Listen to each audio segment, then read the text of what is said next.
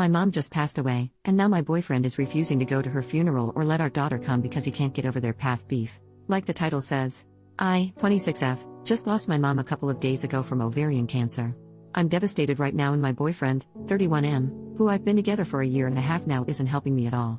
My mom and I weren't on good terms before her death because of my boyfriend. John and my mom never got along because he's a deep-set atheist and my mom is very religious. Major issues popped up once I got pregnant and had my daughter. My mom pressed for me to have my baby baptized into the church, which I wanted to do, but John was dead set against it. He convinced me that baptizing her and indoctrinating her was a bad choice and that we should leave it to her to choose when she was old enough. I agreed. My mom didn't take this well at all, and after many angry and hurt arguments, she cut off contact with me. Not having my mom with me during my pregnancy or my baby's birth took a big emotional toll on me, but John insisted it was for the best and he didn't want my mom near my daughter at all and that my mom was evil for hurting me. At the time I was angry, so I agreed.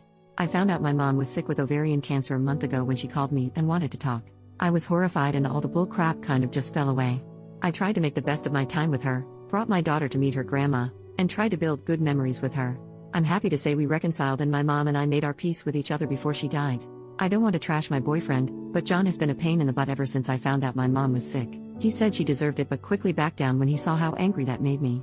He refused to go with me to visit or help care for my mom. He didn't even really want to listen to me talk about how happy I was to reconnect with my mom.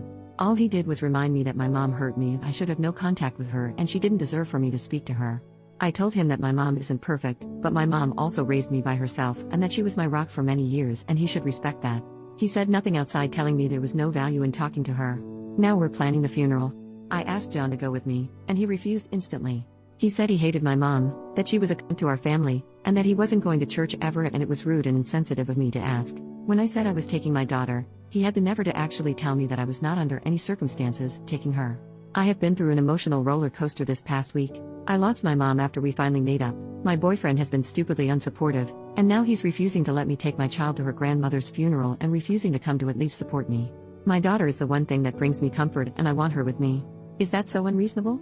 It seems like the more I push the more he digs his heels in and I just can't take it anymore. I don't know what to do. His attitude towards this entire thing is breaking my heart on top of my mom's death. Relevant comments. Commenter number 1. How does he plan on stopping you from taking her to the service? OP, he can't.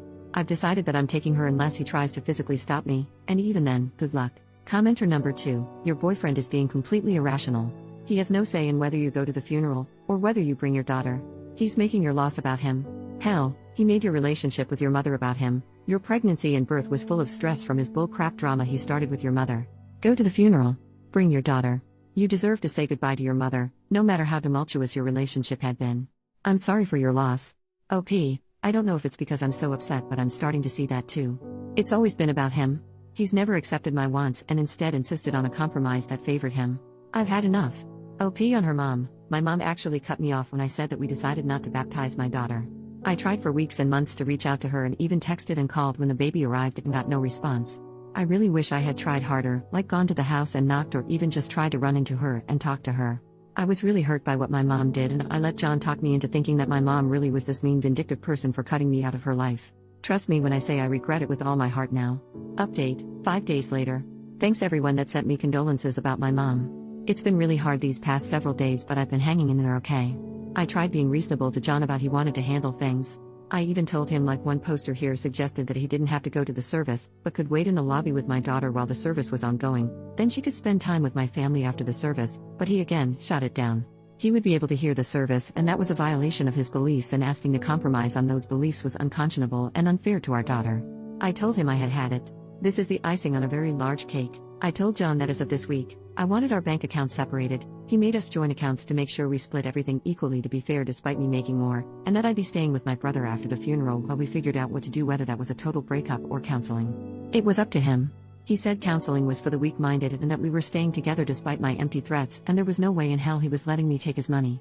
He became very loud and in my face during this conversation, so I just let him throw his tantrum until he took my silence as agreement. I took my daughter with me to the viewing with no problems. John and I barely spoke that day, which was fine by me. But it hit the fan the next day. When I got up in the morning to get myself ready and get my daughter ready, I discovered that he had the mother effing gall to park his car directly behind mine, blocking me into the driveway.